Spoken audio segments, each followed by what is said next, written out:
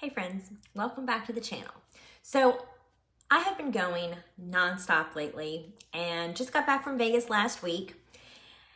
And you know how sometimes you go on a trip and it just fills you up in the best way?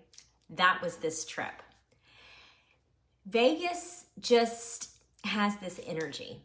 The second you land, you feel it. It's bright, it's loud, it's a little bit chaotic. But in all honesty, I love it. And this trip, we packed so much in. And I'm going to tell you about where we stayed, some of the things that we did, the amazing things that we saw. And because you know me, I will tie it back to what I've been talking about on my podcast, and it's reuniting with yourself and remembering what lights you up in life. Because y'all, Vegas had a way of reminding me of that. So first things first, we stayed at New York, the casino hotel. And I had never been there before, never even had walked in the doors before. And so let me just say that New York is like stepping into a little slice of New York City, just with a whole lot more neon. And there are faux brownstones, cobblestone streets, pizza shops, and of course, slot machines singing at you from every direction. And then there's the roller coaster. And yes, an actual roller coaster that loops around the outside of the hotel. Now, bless the people who ride that thing, because I was perfectly fine keeping my feet on the ground. And I did watch some folks scream their lungs out while I was standing there with, my coffee in hand. And, that's my thrill ride. I am not a roller coaster girl, but it ended up being, New York ended up being the perfect home base. Every night when we came back from our adventures, the place was buzzing with energy. They had, people laughing, the smell of food everywhere. People were dancing in the center bar. And it just felt like you were just still in the action, but kind of in a cozy, fun way. The people watching, I love to people watch. So the people watching alone was worth the stay. I mean, and I saw everything from a guy that looked like Elvis to a woman walking barefoot across the casino floor, holding her heels in one hand and a yard-long margarita in the other. Vegas, it just doesn't disappoint. So one of the first things that we did when we got there is that we went to the Mob Museum, and I didn't really know what to expect going in, but y'all, this place was wild. It's like walking back in time. You go through exhibits about prohibition, organized crime, Vegas in the old days. It's like gritty and fascinating and a little bit spooky, to be honest. But what really struck me was how behind every flashy moment, every big name or headline, there's just a deeper story. And the museum isn't just about crime. It's about people, about choices, consequences, survival. And I couldn't help but think how true that is for all of us. We show the world one version of ourselves, smiling, put together, but underneath, there's always this whole other story. And some of that story, parts of it are shiny, and some parts are messy. So standing there in the middle of all of that history made me think about how important it is to own our own full stories too, and not just the polished parts. So the next thing that we did is the Sphere.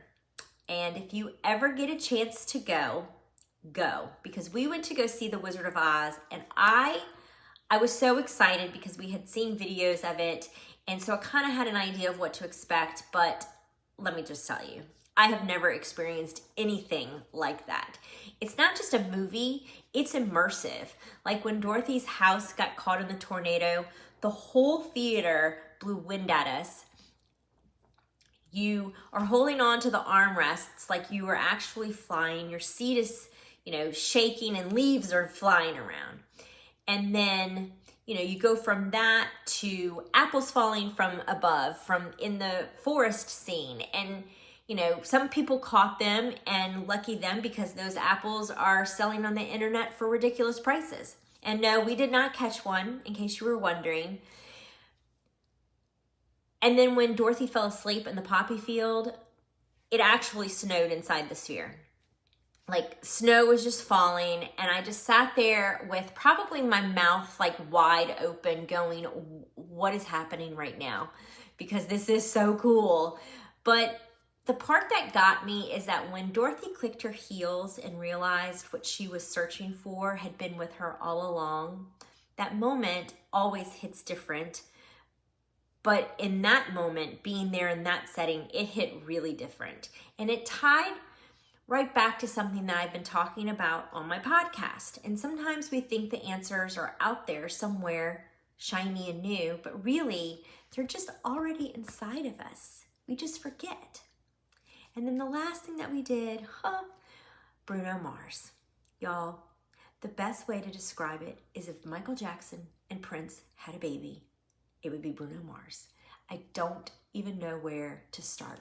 The man can sing, dance, play instruments, look adorable on stage. He does it all. And his energy, it was contagious. Best performance of my life, hands down. From the second he hit the stage, it was just pure magic. The energy in that theater was electric. You could feel it just like in your chest. He had the crowd on our feet, dancing, singing, just completely in the moment from start to finish. Everybody was like, singing every single word. And you just know how some performers just sound good on their albums but don't translate live? Yeah, well, that is not Bruno Mars. He probably sounds even better in person. His band, the choreography, the lights, it all came together like just one giant celebration of joy.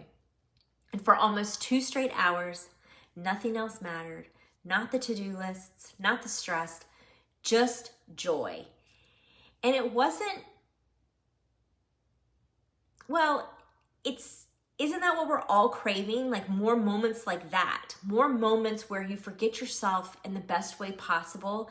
And I found myself just standing there grinning from ear to ear thinking, this is what it feels like to be alive. To just forget the to-dos and the stress and let yourself dance for 2 hours straight. So I think we all crave more of that, more moments where nothing else matters except being present. So on the plane ride home Monday morning, I just kept thinking this trip wasn't just about Vegas. It was about reconnecting with myself, remembering that I can laugh, that I can have fun, that I can still be wowed and inspired. And I don't know about you, but I kind of needed that reminder. I mean, sometimes we do need that reminder. And that's exactly what this week's podcast episode is about.